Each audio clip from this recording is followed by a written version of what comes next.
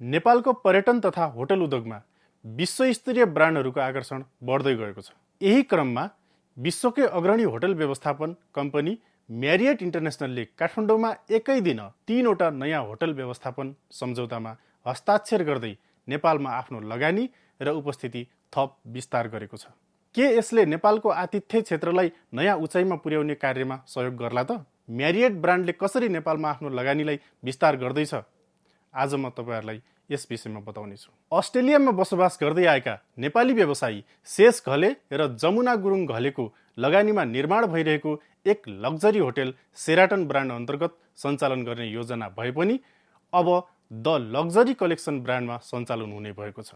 परियोजनाको स्तर उकासिएपछि विश्वकै अग्रणी होटल व्यवस्थापन कम्पनी म्यारियट इन्टरनेसनलले यसलाई द लग्जरी कलेक्सन ब्रान्डमा व्यवस्थापन सञ्चालन गर्न लागेको हो। आइतबार काठमाडौँमा एकै दिन 3वटा नयाँ होटल व्यवस्थापन सम्झौतामा हस्ताक्षर गर्दै म्यारियट इन्टरनेसनलले आफू अन्तर्गतकै द लग्जरी कलेक्सन ब्रान्डमा घले दम्पतिले निर्माण गरेको होटल सञ्चालन गर्न लागेको हो। म्यारियटले व्यवसायी घले दम्पतिको होटलका अतिरिक्त चौधरी ग्रुप लगायतका विभिन्न व्यावसायिक समूहले निर्माण गर्न लागेको द रिड्ज कार्लन काठमाडौँ र द वेस्टिन काठमाडौँ सञ्चालन गर्ने सम्झौता गरेको हो। शेष घले र जमुना गुरुङ घलेको लगानीमा निर्माण भइरहेको कुल 225 कोठा रहने यस होटलमा 2 तले प्रिमियम स्विट सहित उच्च स्तरीय विलासी सुविधा उपलब्ध हुने बताइएको छ। हाल निर्माणको करिब 70% काम सम्पन्न भइसकेको छ भने आगामी अक्टोबरदेखि सञ्चालनमा ल्याउने लक्ष्य राखिएको छ। होटल निर्माणका क्रममा करिब 15 अर्ब रुपियाँ लगानी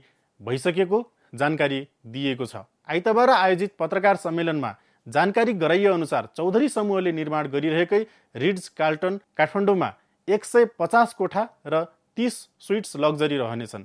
यहाँ 5वटा रेस्टुरेन्ट तथा bar, outdoor swimming pool, spa, fitness centre र 1900 वर्गमिटर भन्दा बढी क्षेत्रफलको सम्मेलन तथा कार्यक्रम स्थल रहनेछ। यस्तै वेस्टिन काठमाडौँमा पनि 150 प्रिमियम कोठा तथा स्विट्स रहनेछन्। 3वटा restaurant, fitness studio, spa, rooftop swimming pool, 700 वर्गमिटर भन्दा बढी बैठक तथा ब्याङ्क्वेट सुविधा रहने जनाइएको छ। यी दुवै होटल सन् 2031 सम्म सञ्चालनमा आउने लक्ष्य राखिएको छ। यी दुई परियोजना चौधरी ग्रुप, आइइजी ग्रुप, आइइजे ग्रुप र शर्मा एन्ड कम्पनीको साझेदारीमा निर्माण हुनेछन्। सम्झौतापछि म्यारियट इन्टरनेसनलका एसिया प्रशान्त क्षेत्रका अध्यक्ष राजीव मेननले नेपाल जस्ता उच्च सम्भावना भएका बजारमा विश्वस्तरीय आतिथ्य सेवा विस्तार गर्न पाउँदा आफू उत्साहित रहेको बताएका छन्। त्यसैगरी सिजी हस्पिटालिटी ग्लोबलका प्रमुख कार्यकारी अधिकृत राहुल चौधरीले यी परियोजनाले नेपालको आतिथ्य उद्योगलाई नयाँ उचाइमा पुर्याउने विश्वास व्यक्त गरे। एकै दिन 3वटा नयाँ होटल व्यवस्थापन सम्झौता भएपछि नेपालमा म्यारियटको उपस्थिति थप सुदृढ बनेको छ। हाल नेपालमा म्यारियट समूहका फेयरफिल्ड by Marriott, Kathmandu Marriott hotel र मोक्सी काठमाडौँ गरी 3 होटल सञ्चालनमा छन्। साथै आगामी 5 वर्षभित्र 300 कोठाको जेडब्ल्यू म्यारियट सञ्चालनमा ल्याउने योजना पनि सार्वजनिक भइसकेको छ। सन् 2017मा म्यारियटको प्रवेशपछि नेपालको आतिथ्य क्षेत्रमा अन्तर्राष्ट्रिय ब्रान्डको होटलहरूको आगमनले तीव्रता पाएको हो। त्यस यता हिल्टन, आइएचजी, दुषित थानी, ताज वेलकम होटल, ओब्रोय र द पोस्ट कार्ड लगायतका अन्तर्राष्ट्रिय तथा क्षेत्रीय ब्रान्डहरूले पनि नेपालमा आफ्नो उपस्थिति विस्तार गरिरहेका छन्।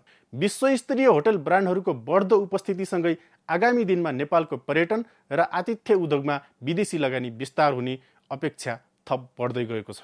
यसले उच्च स्तरीय पर्यटन पूर्वाधार विकाससँगै रोजगारी सिर्जना र पर्यटन अर्थतन्त्रलाई थप चलायमान बनाउन सहयोग पुग्ने विश्वास गरिएको छ। तपाईलाई हाम्रो भिडियो कस्तो लाग्यो? सल्लाह सुझाव भए हामीलाई कमेन्ट बक्समा सुझाव लेख्न नभुल्नुहोला। धन्यवाद।